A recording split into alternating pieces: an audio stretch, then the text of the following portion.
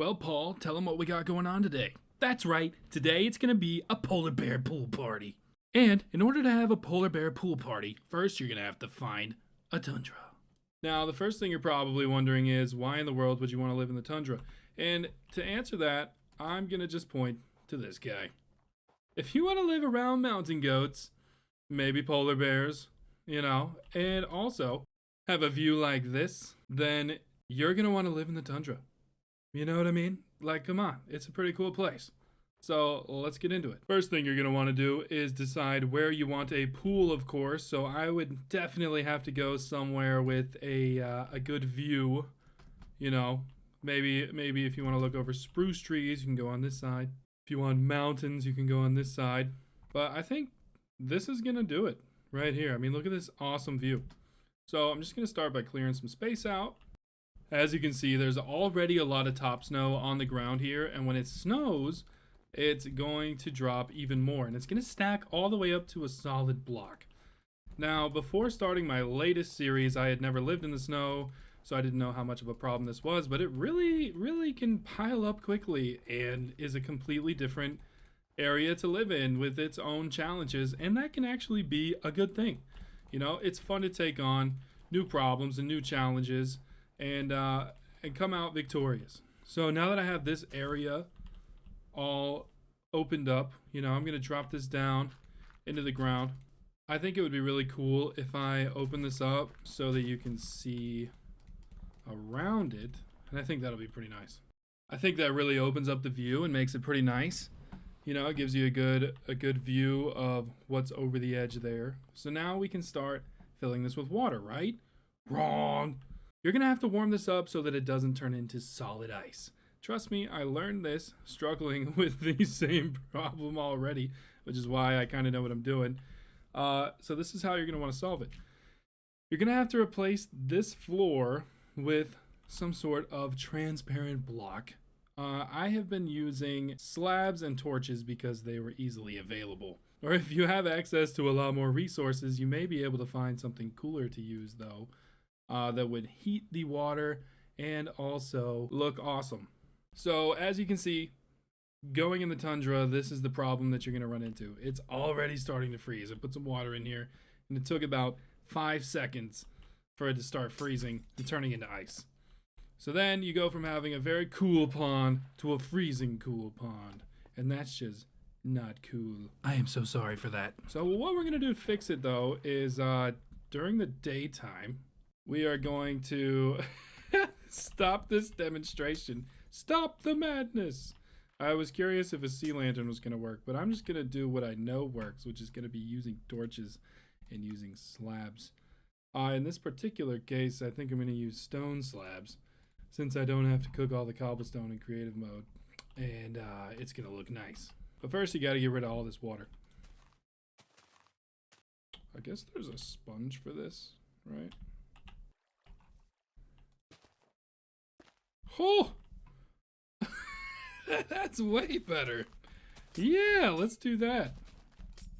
So anyways, yeah, all the water's gone. Okay. Now we just need to put some torches in every so often. About like that. Because this is all going to become slabs.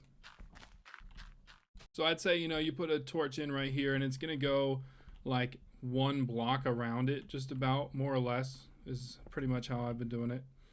So if you get one close, in a situation like this, I'll probably just put an extra one because the cost of a torch is pretty small compared to the cost of your sanity. So instead, I'm just gonna put a few extra torches in instead of worrying about resources or whatever.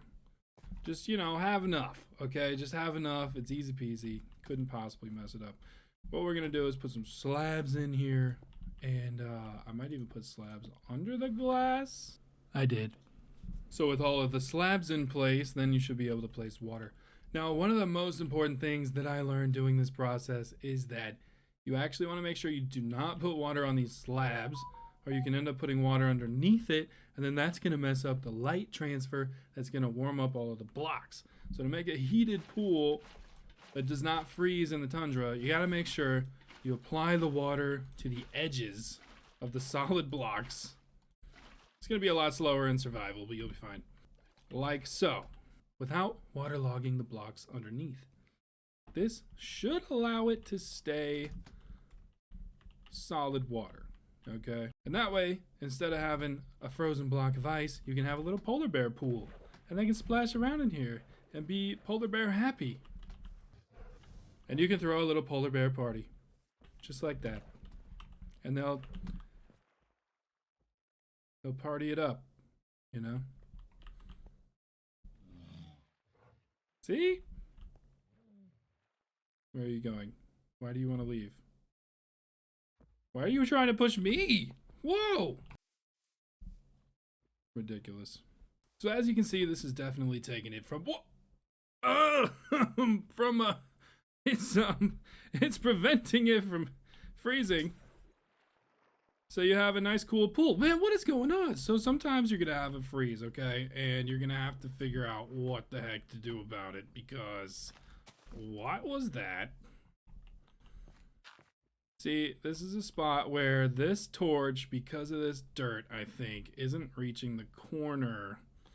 No light is reaching here. So you got to be careful and make sure you get enough coverage so that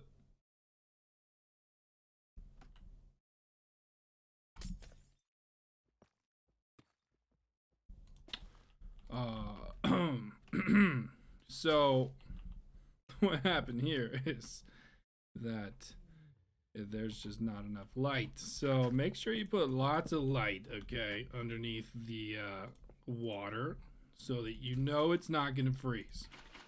And then don't do that, because we've very carefully placed water under there. Okay, where did all that go? Oh, that was the source blocks.